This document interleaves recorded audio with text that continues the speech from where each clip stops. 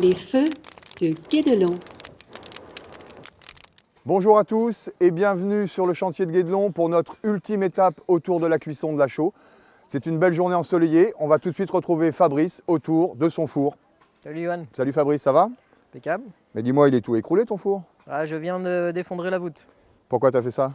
Ça fait plusieurs jours qu'il est ouvert et avec l'humidité du matin, ça commence à faire de la poudre, donc c'est très instable. J'ai préféré l'effondrer. Ah oui, comme ça c'est moins dangereux. Par contre, maintenant, il faut mettre un masque Ah, tu te protèges quand même un petit peu. Ouais. à cause de la poussière. Tant que ça reste sous forme de pierre, c'est moins dangereux. Alors, dis-moi, on va produire combien de chaux à peu près avec un four comme Avec une celui-ci? cuisson bien réussie, c'est environ 4 tonnes de chaux. Et comment tu sais si les pierres elles sont bien cuites? Alors, les pierres, elles sont bien cuites, justement en fonction du... Ouais, j'attrape. En fonction du poids. Là, c'est 30 à 40% plus léger, donc ça tu le sens par rapport à la pierre. Et par rapport aussi à la couleur. Une pierre qui est restée grise, on sait qu'elle ne va pas être cuite. Ah oui. Et donc, c'est cette pierre-là qu'on appelle donc de la chaux vive maintenant? C'est de la chaux vive. Hein, on peut voir que c'est pas si dangereux que ça à toucher. Il faut pas trop la garder dans la main, Pas c'est que tu ça? la gardes et qu'on discute pendant très longtemps quand même. Mais donc cette pierre-là, maintenant, on va la plonger dans l'eau. C'est ce qu'on appelle l'extinction de la chaux, c'est la dernière étape. Ah bah ça, on a envie de voir. Tu nous montres ça? Et ben on est parti, Ça se passe où, derrière? en bas.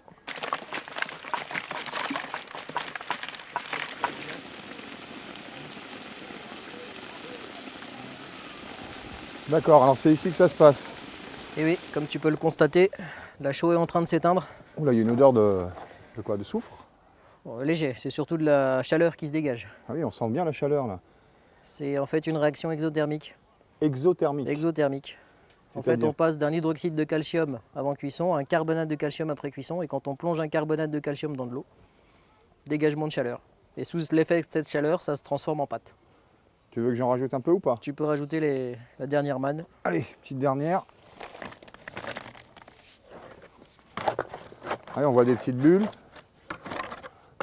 Donc en fait, la pâte, elle va la chaux, la pierre va se transformer en pâte.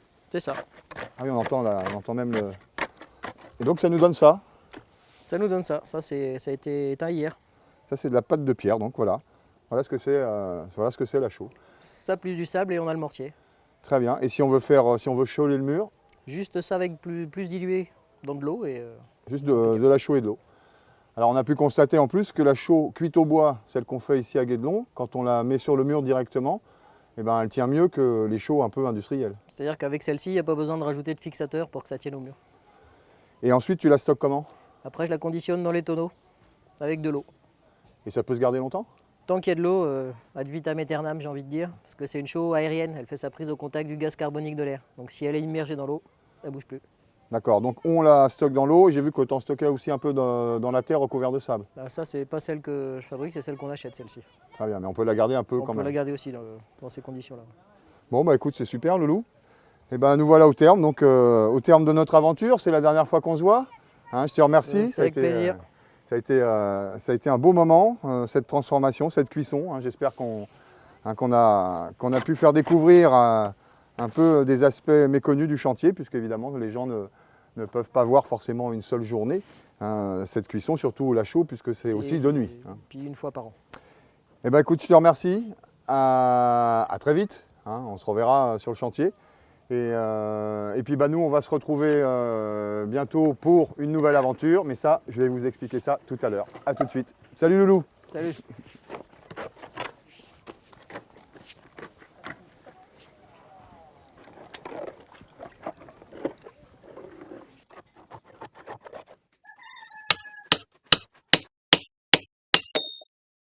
That is the question.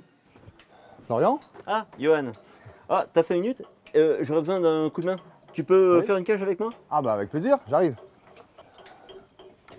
T'es déjà monté dans la cage écureuil? Il y a 2 tambours. Ah non, j'avais fait que la simple. Ah, oui.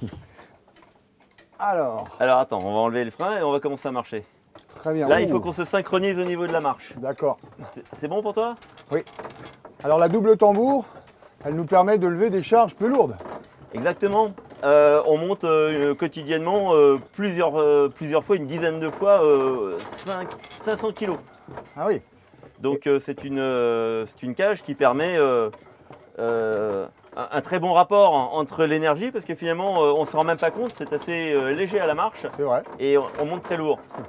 Alors en plus, elle a une particularité, cette cage, Florian. C'est qu'elle peut tourner, c'est ça? Exactement. La charge est reliée à un mât et c'est l'ensemble en fait, les tambours et le mât et la charge qui vont sur les murs et ça permet d'alimenter les maçons au plus près de leur poste. Dis-moi Florian, puisqu'on est dans un engin de levage, parmi les questions récurrentes qu'on nous pose quotidiennement, est-ce qu'il y aura à Guédelon un pont-levis? Ah, le pont-levis. Alors à Guédelon, non, pas sur la porte cochère, la porte qui est devant le château, dans un enfoncement entre les deux tours.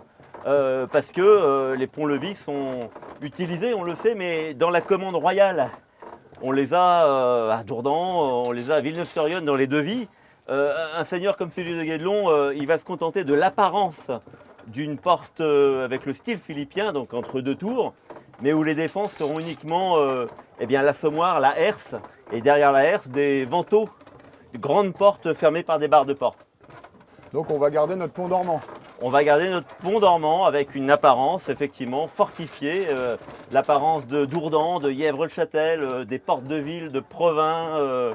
Voilà, c'est quand même un style qui s'affiche. Ah, je crois qu'on arrive bientôt Je au crois. bout de notre cage. Eh ben super, bravo. Ouh. Ah bah merci. Eh ben c'est un peu de sport, hein. C'est un peu de sport, mais effectivement, on arrive à peu près, sans trop d'efforts, à lever des charges assez importantes. Je te remercie, à bientôt. À bientôt. Ça y est, nous voilà au terme de notre première série sur la transformation du calcaire en chaux. Je suis revenu faire un petit tour dans la carrière. Ici, on a une réserve de grès ferrugineux. Mais dans ce grès ferrugineux, on trouve un autre type de pierre un peu plus spécifique, du minerai. Et ça, on va vous en parler la semaine prochaine, toujours dans les Feux de Guédelon. À très bientôt.